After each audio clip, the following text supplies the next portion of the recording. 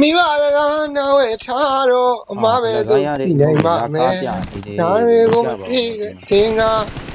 ငါသားရဲ့ဒီနေရာမသွားနဲ့အမေက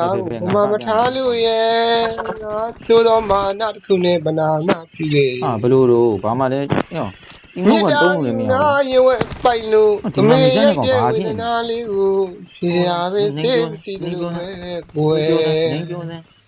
အခုတော့တကယ်ပါအမေရဲ့တွေ့ရမယ့်သားကို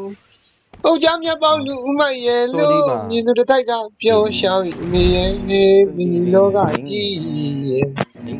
တော့ကပင်တဲ့ရှောင်းမှာကျွန်တော်ဘဝမျိုးရတော့မယ်အမေကနားမထောင်ဘူးလို့မတော်တာတန်ရပါလို့တိုင်းမှာတော့အလုံးမအန်တဲ့မစ္စတာပဲလို့ရအောင်အလုံးမသာအမေကဘာမှမထားဘူးမမညာ